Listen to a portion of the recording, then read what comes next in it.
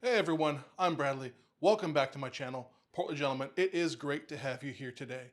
If it's your first time here, please remember to comment and subscribe. It really helps the channel grow.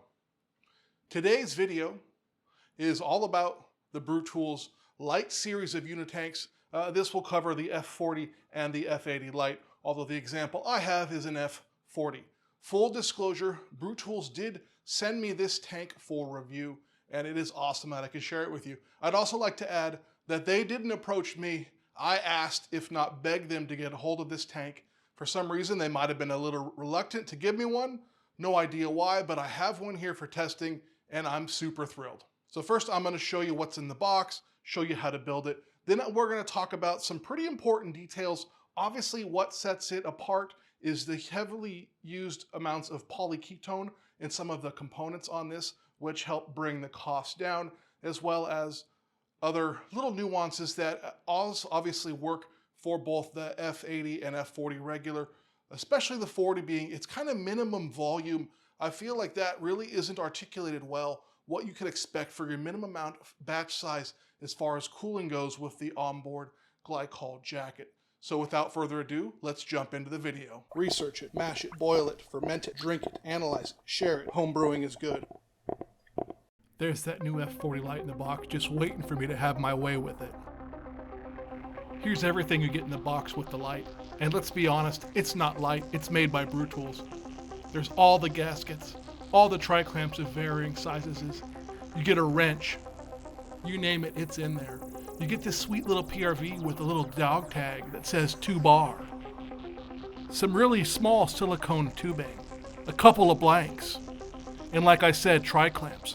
34 millimeter, 2 inch, 1.5 inch, and that massive 8-inch lid. It also comes with bolts because the legs are adjustable, and that's included. There's that wrench, because Norwegians know you need a wrench. And don't forget the feet. They're stainless steel with a rubber bottom for maximum adjustability. Let's build this thing, and this is my favorite part. Screw the feet on all 4 of them. Pro tip here, make sure if you lean it towards your back wall, all of the little ports and stuff will drain. The yeast won't stick.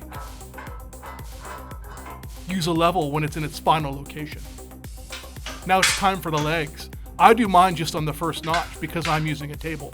But if yours not, there's many more points of adjustability. Just tighten up the nuts with the included wrench and Allen key, and you're good to go. There she is, naked, but not afraid, ready for the valves and all the fixins'.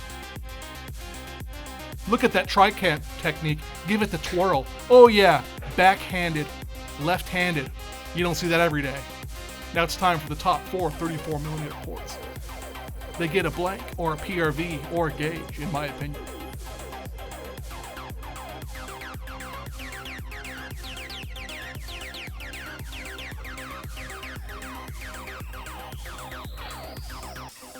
Tighten the 34 millimeter tri-clamps. Why 34 millimeter? Because they're smaller. It makes it easier to work on in a confined space.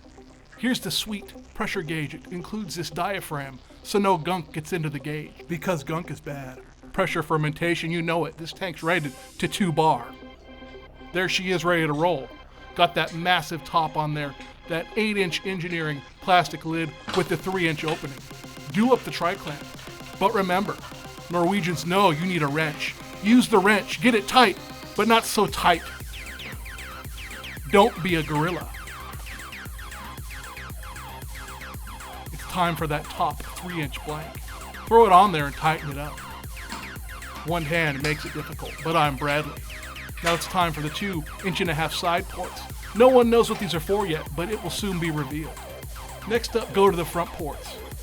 Throw on a couple of blanks, as well as the fancy new engineering plastic sampling port. We're eager to try this. Now it's time for the main event. Throw on the bottom valves with this new racking arm. Notice the little indentation so you can align it. Everything goes together just so.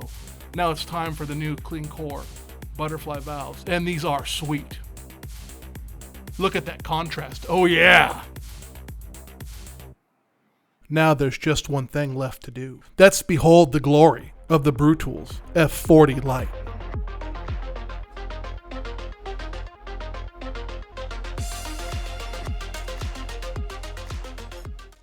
right, so obviously the big deal here, guys, was the clean core valves. Now these are made of polyketone, the body itself, and the interior clean core is EPDM, and that is just an awesome material for seals, far better than silicone or something like that. You know, it does have a shelf life. So, you know, the actuation of these valves, I honestly, and I'm not saying this, and this isn't my bias talking, which admittedly there's probably some at this point, is that these are just sweet. These are buttery smooth. The engagement is just, the way these were designed and manufactured, in my opinion, is top notch.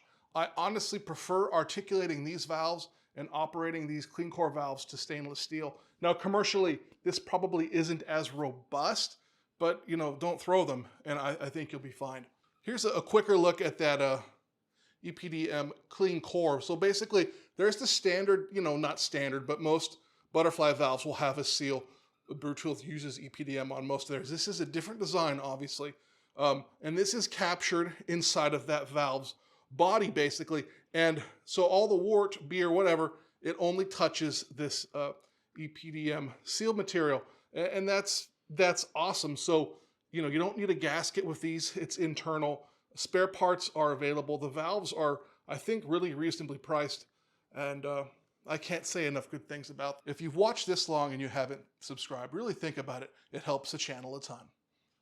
Let's jump into kind of the minimum volumes for this, because I just, you know, they haven't been represented in a way that I think is concise for everybody. And there could be some misunderstanding if you should pick up a 40 liter on what you can do with the 40. This will pertain to the 80 liter in some extent, because the cones are about the same size. I think the tank, the 80, is just physically taller, like me. I'm just physically taller and rounder. But yeah, let's talk about that real quick. All right, and here's to get an idea of about where 3 gallons of liquid hits the inside of the cone. Again, that's just the bottom of the cone. Next up is a look at where a 4 gallon comes inside the cone and up on the jacket. Notice it's not very high on that jacket at all. And here is 5 gallons. Again, that's just barely cresting the top of that jacket, so I don't think 5 gallons is quite doable either for cooling. Next up is 5.5 gallons. This is a range where, you know, it's still, this just isn't ideal. I think it might work though in a pinch. You're probably not going to want to lager long term.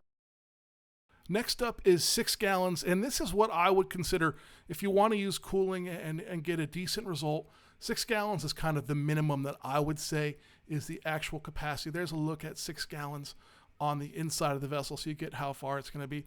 Also, here's a look at that new dip tube. I really do like that piece. So one of the most interesting things to me, and one of the things that I'm not quite thrilled about, is I get what the boys have done here, but you'll notice that PRV, if you have it clipped up in the up position, they give you enough silicone tubing to run that down into a container of Star San or whatever you want to use it as an airlock. And, you know, that does work. Honestly, I don't know if you're buying one of these, would you want to ferment traditionally and not just under pressure, or a combination of the two? This will work. BrewTools has some awesome airlocks and accessories they can get. I'd have liked to have seen them include one of those with the kit, but this will definitely work. To me, it just struck me as strange, and I wanted to call it out. The other thing is, this tank that they sent me is not a perfect 40 liter tank. The interior is quite beautiful and quite good, and that's really what's touching my beer and which I'm most concerned with. But the exterior of this guy it's not perfect. I asked them if this is how the lights are. They told me absolutely not. It showed real courage to send me a tank that isn't perfect, because it will irritate me.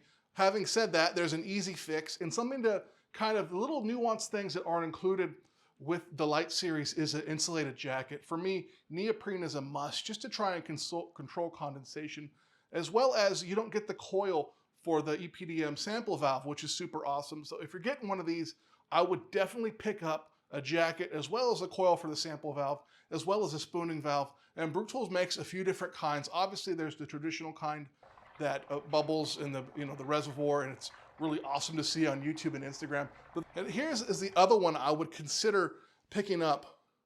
This is an 1.5 inch model, but they obviously have these in 34 millimeter, and that's what I would grab. this spooning valve will work. You already have a pressure gauge. You have a PRV.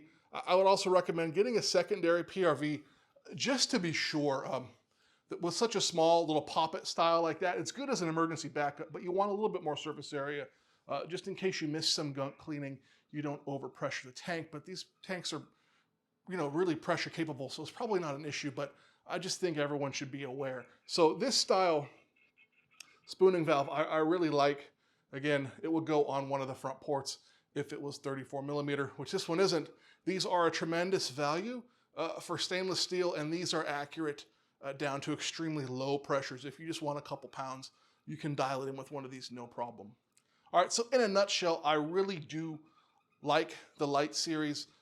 It kind of cuts some corners, but not really. I don't see a downside. There's a few less components. You don't get the blow-off cane, which is something I really like, just the aesthetics of it and functionality, but it's not a must. I think if you're looking to get into BrewTools and the volumes that this thing is able to do cooling-wise work for you, I highly recommend it. It's an awesome little tank, and I think it will last for a long, long time. All right, everyone, thank you so much for watching. I've been Bradley. Remember, home brewing is good, and I'll see you real, real soon.